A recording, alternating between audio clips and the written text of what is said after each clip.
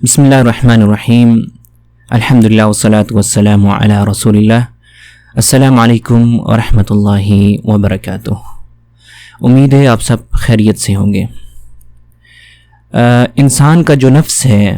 اس نفس کی بہت بڑی اہمیت ہے۔ انسان کے نفس پر مختلف قسم کے حالات آتے رہتے ہیں، انسان کے نفس پر مختلف قسم کے احوال آتے رہتے ہیں، اور انسان کے نفس کی تطہیر اور اس کا تزکیہ اور اس نفس کو پاکیزہ رکھنے کی جو جستجو ہے، اس کی بہت بڑی اہمیت ہے۔ اور نفس کی تطہیر اور تزکیے کے ذریعے سے انسان اپنی زندگی کو بہت زیادہ بہتر طریقے سے اسلام کے اصولوں اور ضوابط کے مطابق چل سکتے ہیں، اور اللہ سبحانہ و تعالیٰ سے اپنا ربط اور تعلق مضبوط رکھ سکتے ہیں۔ اور اسی اہمیت کے پیش نظر اللہ سبحانہ و تعالیٰ نے قرآن مجید میں کئی جگہوں پر انسان کی نفس کا تذکرہ کیا اور انسان کے نفس کے احوال کے بارے میں بتایا، اور انسان کے نفس کی تزکیہ اور تطہیر کی اہمیت کے حوالے سے اللہ سبحانہ و تعالیٰ نے مختلف جگہوں پہ اپنی آیات میں اس کا ذکر فرمایا۔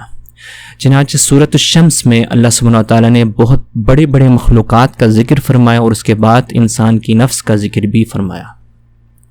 اور ان بڑی مخلوقات کا اللہ سبحانہ و تعالیٰ نے قسم اٹھایا، جو اس بات پر دلالت کرتا ہے کہ انسان کی نفس کی کتنی بڑی اہمیت ہے، اور انسان کی نفس کی تزکیہ اور تطہیر کی کتنی بڑی اہمیت ہے۔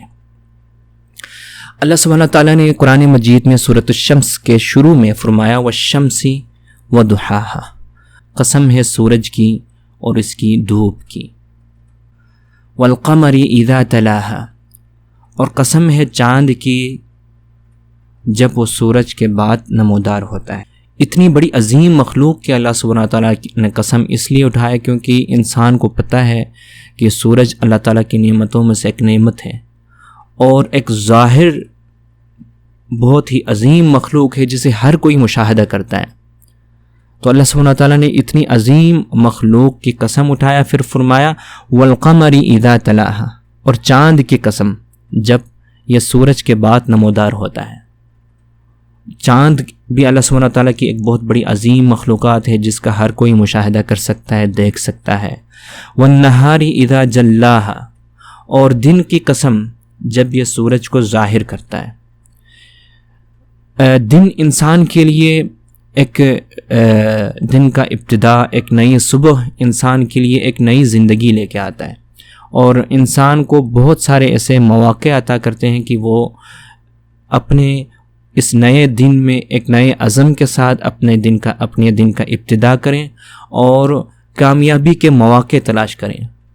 تو اللہ سبحانہ تعالیٰ نے انسان کے لیے جو دن کا نعمت بخشا ہے، جو اجالا بخشا ہے،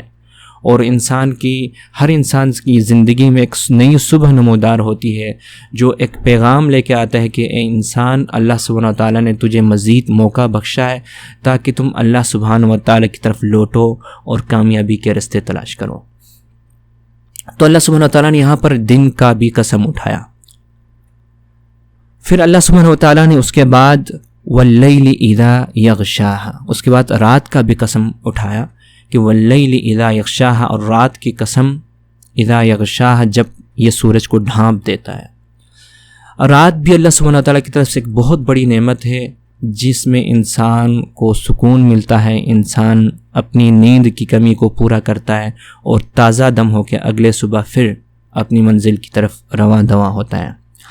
اس کے بعد اللہ سبحانہ تعالیٰ نے ایک اور بڑی مخلوق کا قسم اٹھایا، فرمایا والسماء وما بناہا، اور آسمان کی قسم، اور اس ذات کی قسم جس نے اس آسمان کو بنایا،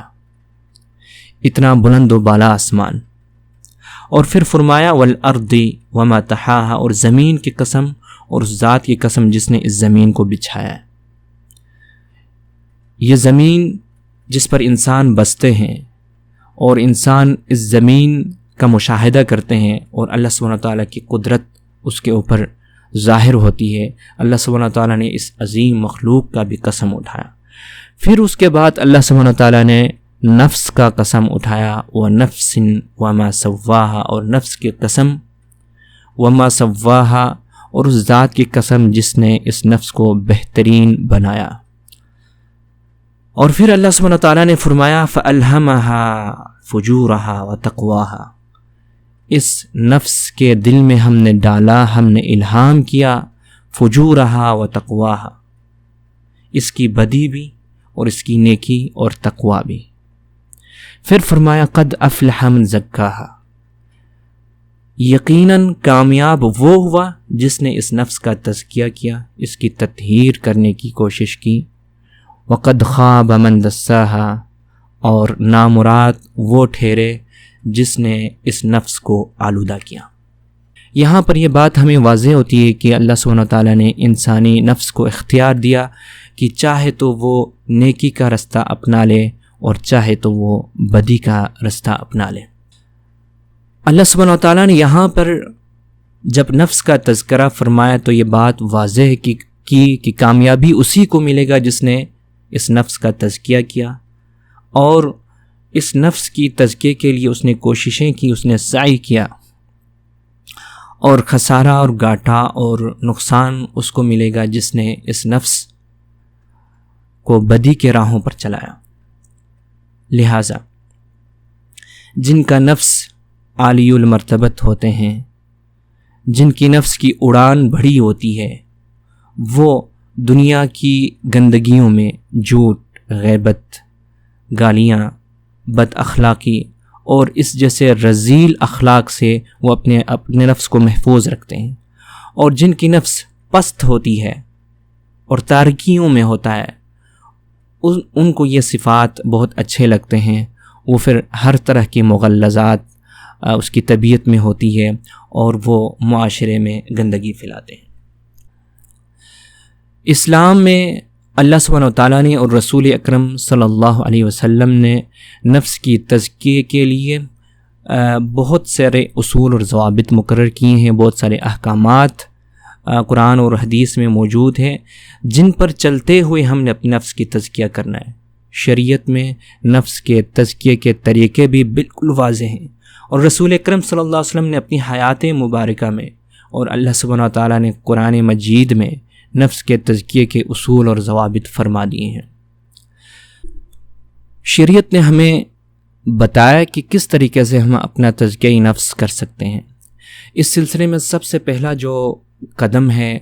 وہ ہے کہ ہم اللہ سبحانہ تعالیٰ کی معرفت کو صحیح معنوں میں حاصل کریں، اللہ سبحانہ تعالیٰ کی شان اور قدرت کو صحیح معنوں میں حاصل کریں۔ سب سے پہلا جو قدم ہے تزکیہ نفس کی طرف اور نفس کی معالجہ اور مجاہدہ کی طرف، وہ اللہ سبحانہ تعالیٰ کی حقیقی معرفت ہے۔ اللہ سبحانہ تعالیٰ کی وحدانیت، اللہ سبحانہ تعالیٰ کی الوہیت، اللہ سبحانہ تعالیٰ کی ربوبیت اور اللہ سبحانہ تعالیٰ کی اسماء و صفات کا پہچان۔ یہ جو عقیدہ ہے، اس عقیدے کی بنیاد پر انسان کی نفس کا تزکیہ ہو سکتا ہے۔ انسان اس بات کو صحیح طرح سے جانے کہ اتنے سارے مخلوقات سمندروں میں، جنگلوں میں، اتنے سارے مخلوقات کی جو اقسام ہیں، ان سب کا خالق اللہ سبحانہ وتعالیٰ ہے۔ خالق ایک ہی ہے۔ جب اللہ سبحانہ وتعالیٰ تمام کائنات، تمام انس و جن، تمام بشر اور تمام قسم کے مخلوقات کا جب مالک ہوا تو پھر عبادت بھی صرف اللہ سبحانہ وتعالیٰ کی ہی کی جائے گی۔ لہٰذا ہمیں اس بات کو جاننے کی ضرورت ہے کہ نفس کا تزکیہ اس وقت تک نہیں ہو سکتا جب تک انسان اللہ سبحانہ وتعالیٰ کی توحید کو نہ سمجھے۔ اور توحید کا مطلب یہ ہے کہ انسان اس عقیدے کو سمجھے، اس عقیدے کو مانے، اس پر ایمان لے آئے اور اس عقیدے کا اعتراف و اقرار کرے کہ تمام کائنات کو پیدا کرنے والا، تمام کائنات کا خالق اور مالک، تمام مخلوقات کو پیدا کرنے والا صرف اور صرف ایک اللہ سبحانہ وتعالیٰ ہے، اور تمام قسم کی عبادت، دعائیں، مناجات، پکار،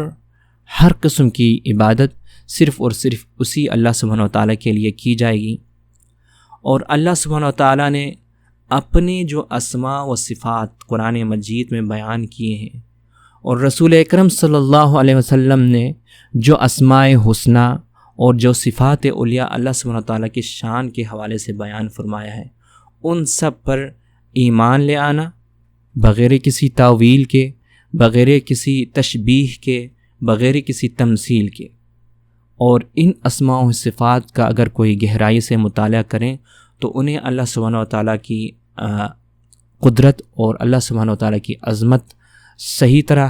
انہیں پتہ چل جائے گا، اور وہ صحیح معنوں میں اللہ سبحانہ و تعالیٰ سے ہم کلام ہو سکیں گے. وہ صحیح معنوں میں اللہ سبحانہ و تعالیٰ کے سامنے اپنی دعائیں، اپنی حاجات رکھ سکیں گے. تزکیہ نفس کے لیے پہلا جو ضابطہ ہے، پہلا جو اصول ہے، پہلا جو قانون ہے، پہلا جو اساس ہے، پہلا جو بنیاد ہے، وہ اللہ سبحانہ و تعالیٰ کی توحید، اللہ سبحانہ و تعالیٰ کی الوہیت، ربوبیت، اسماء و صفات اور اللہ سبحانہ و تعالیٰ کی معرفت کو حاصل کرنا. یہی ایمان کا اصل ہے. اور اللہ سبحانہ و تعالیٰ نے جتنے بھی پیغمبر، جتنے بھی انبیاء و رسول اس دنیا میں مبعوث فرمائے ہیں، وہ اسی دعوت اور اسی بنیادی دعوت کی طرف بلایا ہے. اللہ سبحانہ و تعالیٰ نے ارشاد فرمایا وَلَقَدْ بَعَثْنَا فِي كُلِّ أُمَّةٍ رَسُولًا، ہم نے ہر امت، ہر قوم کی طرف رسول بھیجے. أَنِ اعْبُدُوا اللَّهَ، کہ وہ صرف ایک اللہ کی عبادت کرے. وَاجْتَنِبُوا الطَّاغُوتَ، اور طاغوت سے، شرک سے، ہر قسم کے شرک سے اپنے آپ کو محفوظ رکھیں. اور اللہ کے نبی صلی اللہ علیہ وسلم جب کسی ملک کی طرف، جب کسی قوم کی طرف، جب کسی قبیلے کی طرف اپنی دعوت کو بھیجتے، اللہ تعالیٰ کی طرف بلانے کے لیے کسی کو نمائندہ بنا کے بھیجتے، تو سب سے پہلے اللہ سبحانہ و تعالیٰ کی وحدانیت، اللہ سبحانہ و تعالیٰ کی توحید کی طرف لوگوں کو بلاتے. چنانچہ جب آپ نے معاذ بن جبل رضی اللہ تعالیٰ عنہ کی یمن کی طرف بھیجنا چاہا، اور اہل یمن اس وقت اہل کتاب والے تھے، یعنی وہ پڑھے لکھے، ان کے اوپر آسمانی صحائف نازل ہوئے، ان کے اوپر تورات، انجیل وغیرہ، وہ اہل کتاب تھے اور وہ پڑھے لکھے ہوئے تھے. اور یہاں پر مشرکین مکہ اور اہل عرب یہ ان پڑھ تھے. تو اللہ کے نبی صلی اللہ علیہ وسلم نے سب سے پہلے اس کو یہ سمجھایا کہ آپ ایک ایسے قوم کی طرف جا رہے ہیں جو کہ اہل کتاب ہیں، جن کے پاس کتاب ہے، جن کے پاس جو پڑھے لکھے قوم ہے. تو سب سے پہلے فَلْيَكُنْ أَوَّلَ مَا تَدْعُوهُمْ إِلَيْهِ شَهَادَةُ أَن لَّا إِلَٰهَ إِلَّا اللَّهُ، سب سے پہلے آپ نے ان کو اللہ سبحانہ و تعالیٰ کی یکتا اور اللہ سبحانہ و تعالیٰ کی وحدانیت اور اللہ سبحانہ و تعالیٰ کی ایک ہونے کی طرف دعوت دینا، تاکہ وہ تمام معبودان باطلہ کو چھوڑ کر صرف اور صرف ایک اللہ سبحانہ و تعالیٰ کی عبادت کی طرف آئے. لہٰذا اللہ تعالیٰ کی معرفت ہمیں کیسے حاصل ہوگی؟ جب ہم کتاب اللہ قرآن مجید میں اللہ سبحانہ و تعالیٰ کے حوالے سے جو آیات ہیں ان کا مطالعہ کریں، اور اللہ سبحانہ و تعالیٰ نے جس طرح سے صرف اپنی عبادت کرنے کا حکم دیا ہے اس حکم کو مانیں. اس صورت میں ہم اللہ سبحانہ و تعالیٰ کی صحیح معنوں میں معرفت کو حاصل کر سکیں گے. اور تزکیہ نفس کے لیے دوسرا جو قدم ہے، دوسرا جو اصل ہے، دوسرا جو اساس ہے، وہ ہے خالص ہو کر اللہ سبحانہ و تعالیٰ سے دعا کرنا، اپنے گناہوں کی مغفرت طلب کرنا، اپنی حاجات، ضروریات کو اللہ سبحانہ و تعالیٰ سے گڑ گڑا کر مانگنا، اور اپنی نفس کی اصلاح کے لیے اللہ سبحانہ و تعالیٰ سے دعا کرنا، اور تواضع انکساری کے ساتھ اللہ سبحانہ و تعالیٰ کے روبرو جھکنا، نمازیں ادا کرنا، نوافل ادا کرنا، اور اللہ سبحانہ و تعالیٰ سے دعا کرنا. اور دعا نفس کی تزکیہ کے لیے ایک بنیادی چیز ہے. دعا چابی ہے جس کے ذریعے سے ہم اپنے نفس کو کھول سکتے ہیں اور اپنے نفس کی تطہیر کر سکتے ہیں. اللہ سبحانہ تعالیٰ نے قرآن مجید میں فرمایا وَقَالَ رَبُّكُمُ ادْعُونِي أَسْتَجِبْ لَكُمْ، اللہ سبحانہ تعالیٰ نے فرمایا کہ میرے بندے مجھ سے مانگو، میرے سے دعا کرو، استجب لکم، میں تمہیں شرف قبولیت بخشوں گا، میں تمہاری دعاؤں، تمہاری مناجات کو قبول کروں گا. اور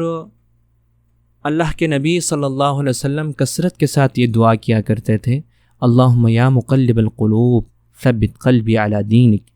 اے دلوں کو پھیرنے والے ذات، میرے دل کو تیرے دین پر ثابت قدم رکھ۔ اور اسی طرح اللہ کے نبی صلی اللہ علیہ وسلم یہ دعا بھی کثرت کے ساتھ کیا کرتے تھے، اللہم آتی نفسی تقواہا، اے اللہ میرے نفس کو تقوی عطا فرما، وزکیہا انت خیر من زکاہا، اس نفس کو تو پاک کر، تو بہترین پاک کرنے والا ذات ہے، انت ولیہا مولاہا، تو ہی اس نفس کا ولی ہے اور مولا ہے۔ نفس کے تزکیے کی اور بھی اصول اور ضوابط ہیں، میں انشاءاللہ آنے والے شارٹ کلپس میں مزید 8 سے 10 ایسے اصول اور ضوابط بتاؤں گا، ایسے شرعی طریقے بتاؤں گا جس میں اللہ سبحانہ وتعالیٰ قرآن مجید اور رسول اکرم صلی اللہ علیہ وسلم نے اپنے فرمودات، پاکیزہ فرمودات میں نفس کے تزکیے کی طرف رہنمائی فرمائی۔